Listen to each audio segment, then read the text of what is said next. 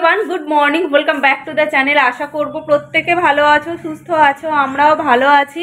আজকে ফ্রাইডে, এখন বাজছে সকাল 9:40। আর আজকে কুট্টুসকে স্কুলে পাঠাইনি, আজকে কুট্টুসের ছুটি বলতে কালকে যেহেতু হালকা একটু ঠান্ডা লেগেছিল, যার জন্য স্কুলে খুব কান্নাকাটি করেছিল। তাই ম্যাম কালকেই বলে দিয়েছে যে আজকে যেহেতু ফ্রাইডে, আজকে আর পাঠানোর দরকার নেই, একবারে মানডেতে পাঠাতে। তো আমরা ভাবলাম যে একদিকে ভালোই হয়েছে, কারণ আজকে আমাদের একটা বিয়ে বাড়ি আছে, একটু তাড়াতাড়ি বেরোবো। আমাদের বিয়ে বাড়ি হচ্ছে হাবড়ায়, মানে আমার মাসি শাশুড়ির ছেলের বিয়ে, সৌমর মাস্তুতো ভাইয়ের বিয়ে। আমাদের বিয়ের আগের দিন থেকেই যেতে বলেছিল, কিন্তু যেহেতু এতটা দূর, তার উপর একটু ঠান্ডা পড়েছে, কুট্টুসকে নিয়ে অসুবিধা হবে, তাই জন্য আমরা যাইনি। আজকে যাব, মানে 27 তারিখ বিয়ে ছিল, আজকে হচ্ছে রিসেপশন। আজকে আমরা যাব, ওই 3:30 নাগাদ বেরোবো, একটা গাড়ি বুক করেছি। আমাদের গাড়ি নিয়ে যাচ্ছি না, আমরা আলাদা একটা গাড়ি বুক করেছি। 3:30 নাগাদ বেরোবো, ওখানে পৌঁছতে 5:30 6টা বেজে যাবে। আবার ওখান থেকে তাড়াতাড়ি খেয়ে আমরা রাত্রে ব্যাক করব। মাসি বলছিল রাত্রে ওখানে থেকে যেতে, কিন্তু না, থাকবো না, আমরা আবার রাত্রে ব্যাক করব। সময় একটু নিচে গেছে, টুকটাক কিছু নিয়ে আসতে বললাম, যেহেতু অনেকটা সময়ের ব্যাপার। তো কুট্টুসকে দুপুরবেলা তো ভাত খাইয়ে নিয়ে যাব, আর ফিরতে আমাদের বেশ রাত হবে। তাই বললাম ওখানে যা টুকটাক খাবে, আর একটা নেস্টাম এনে রাখো। তোমরা অনেকেই বলছিলে কুট্টুসকে এখন আমি নেস্টাম খাওয়াই কিনা। হ্যাঁ, কুট্টুসকে আমি নেস্টামটা খাওয়াই। নেস্টামটা আমি ট্রাভেল পারপাসেই ইউজ করি। আজকে যেমন অনেকটা টাইমের জন্য বাইরে থাকবো, টুকটাক তো কিছু না কিছু খাবে। এবার তার উপরে যদি আমি সেরিগ্রোটা খাওয়াই, ওর গ্যাস হয়ে যেতে পারে, যেহেতু সেরিগ্রো, সেরেল্যাক এগুলো দুধের হয়। তাই জন্য নেস্টামটাই নিয়ে যাই। নেস্টামটা খাওয়ালে কোনো প্রবলেম হয় না। তো চলো, রান্না আমি ওদিকে বসিয়ে দিয়েছি, অল্প স্বল্প কিছু রান্না করব।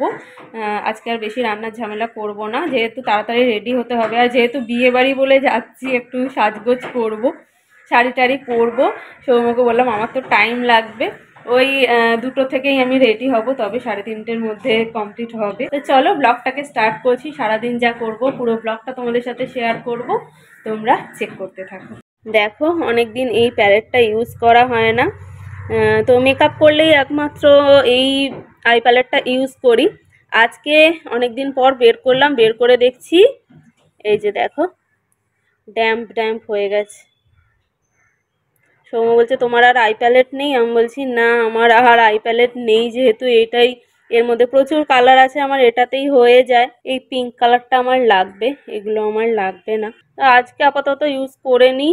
এই পাশে দেখো আমার ডাল হয়েই এসেছে, ধনেপাতা দিয়ে একটু ডাল করলাম, আর এখানে ভাত বসিয়ে দিয়েছি, আর কিছু একটা ভাজা করব। মাছ কালকে রাতে করেছিলাম, তাই এখন আর মাছ করব না। ও, জুতো পালিশ করাতে গেছিলে? কুট্টুসের ব্রেকফাস্ট হয়ে গেছে, আমি আলু সিদ্ধ দিয়ে মুড়ি খাচ্ছিলাম, সেই দেখো ও নাকি আলু সিদ্ধ খাবে, তো ওকে এরকম টুকরো করে দিয়েছি, অল্প একটু নুন চিটিয়ে দিয়েছি। এই শাড়িটা অনেক বছর হয়ে গেল পরা হয় না, একবারই পরেছি দাদার বিয়েতে। এটা হচ্ছে কাতান সিল্ক, তো দাদা এটা আমাকে দিয়েছিল দাদার বিয়ের দিন পরার জন্য। তো ওই একদিনই পরেছিলাম। ভাবছি যে যেহেতু এখন অতটা গরম নেই, এই শাড়িটা পরলে কেমন হবে। সৌম্য বলছে হ্যাঁ এটা পরো, এটা যেহেতু আর পরা হয়নি। বাস স্ট্যান্ডে গিয়ে অনেক খুঁজে এই ফুলটা পেলাম, তবে বিয়ে বাড়ি এত দূর, লাস্ট অব্দি টিকবে নাকি জানি না, যেতে যেতেই সব ঝরে যাবে পাপড়ি টাপড়ি। নতুন বউকে কি গিফট দিচ্ছি চলো তোমাদের সাথে শেয়ার করি। এই কানের দুলটা আমি গিয়ে নিজে পছন্দ করে কিনে নিয়ে এসেছি, তোমরা জানিও কেমন হয়েছে। আর এর আগের দিন যে গড়িয়াহাট গেলাম, সেখান থেকে এই ব্যাগটা কিনেছিলাম।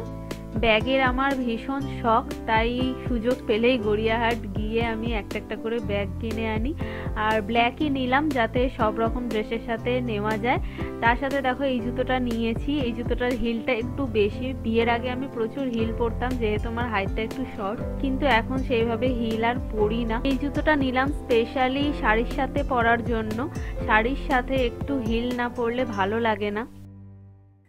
এখন 2:45 বাজে, আর আমি দেখো মোটামুটি রেডি, মাথায় শুধু ফুলটা দেবো, আর খোঁপাটা দেখো একা একাই করেছি কোনো রকমে।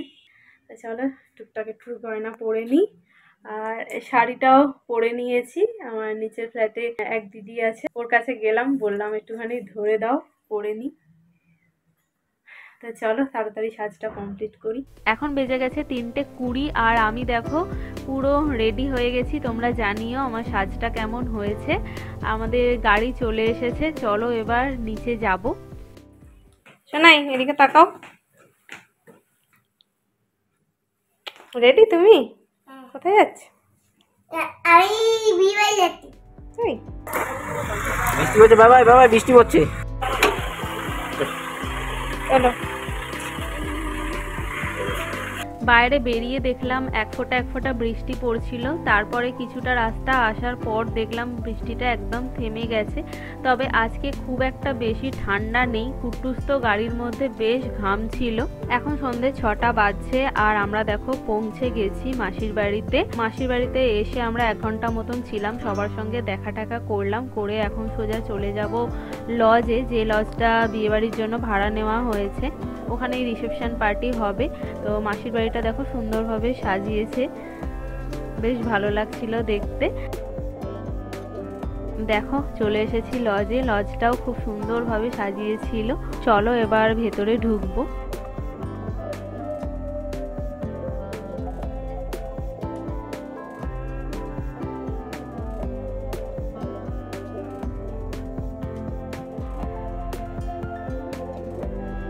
এসে দেখলাম ব্রাইড আর গ্রুমের ফটোশুট চলছিল। কুট্টুস দেখো এখানে এসে বসে পড়েছে।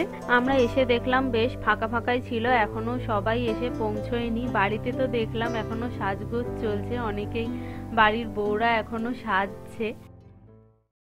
কি খাচ্ছ? হুক্কা?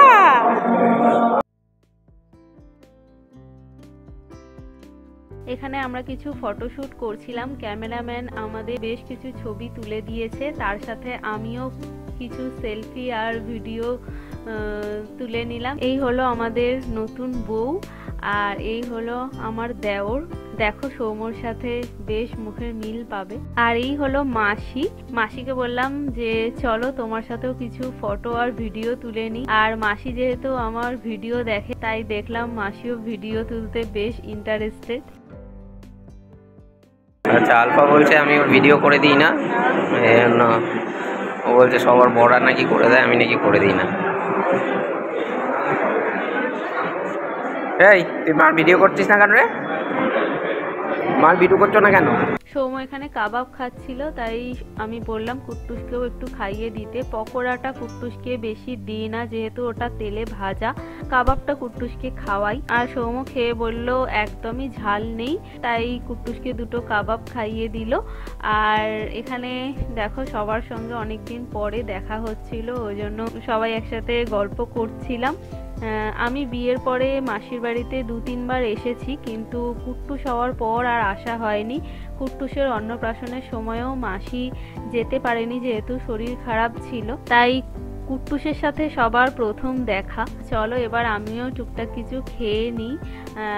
আমি শুধু কাবাবই খেয়েছিলাম, তার সাথে ফুচকা ছিল, পাপড়ি চাট ছিল, একটু কফি খেয়েছিলাম আর তার সাথে কাবাব খেয়েছিলাম। ফুচকাটা আমি খুব একটা খাই না বিয়ে বাড়িতে, তবে কাবাবটা আমার খুব ভালো লেগেছে। হারিয়ালি চিকেন কাবাব ছিল, তার সাথে ছিল রেশমি কাবাব। রেশমি কাবাবটা বিশেষ করে আমার খুব ভালো লাগে আর ভীষণ টেস্টি হয়েছিল। তাই 2টো রেশমি কাবাব খেলাম আর একটা হারিয়ালি চিকেন কাবাব খেয়েছিলাম।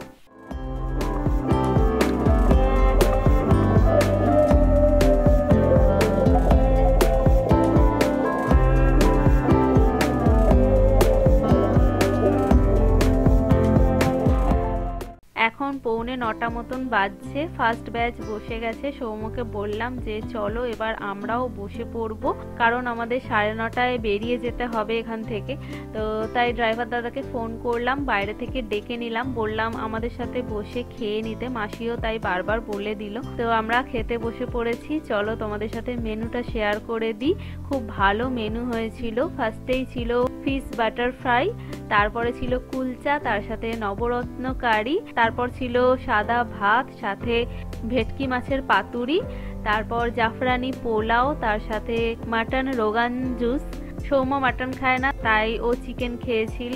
তারপরে আমের চাটনি, পাঁপড়, রসমালাই, ভাপা সন্দেশ আর লাস্টে ছিল আইসক্রিম, পান। আইসক্রিম আমি খাইনি, পানটা খেয়েছিলাম। সৌম্য দেখো এই যে আইসক্রিম খাচ্ছে। তো চলো আমাদের খাওয়া দাওয়া কমপ্লিট হয়ে গেছে। এবার সবার সাথে একটু দেখা করে নিলাম, বলে এলাম এবার আমাদের বেরিয়ে যেতে হবে। কুট্টুস ওই টুকটাক কিছু খেয়েছিল, ভেবেছিলাম বেরোনোর সময় ওকে একটু নেস্টাম খাইয়ে নেব, কিন্তু গাড়িতে উঠেই দেখলাম ও ঘুমিয়ে পড়লো, তাই আর নেস্টাম খাওয়াইনি। বাড়িতে যেতে যেতে ও উঠে পড়বে, বাড়িতে গিয়ে একটু খাইয়ে দেব। এখন রাত 12টা মতন বাজছে, আমরা কলকাতা ঢুকে গেছি। যাওয়ার সময় আমাদের পুরো 2.5 ঘন্টা টাইম লেগেছে, ফিরতেও আমাদের পুরো 2.5 ঘন্টাই টাইম লেগেছে। 12টা 10 আমরা জাস্ট বাড়ি ঢুকলাম, তাই না বাবাই? চলো অনেক রাত হলো, এবার চেঞ্জ করব, ফ্রেশ হব, কুট্টুসকে একটু খাইয়ে দেব, দিয়ে শুয়ে পড়বো। তোমাদের সাথে আবার নেক্সট ভিডিওতে দেখা হচ্ছে। আজকের মতন এখানে টাটা, গুড নাইট।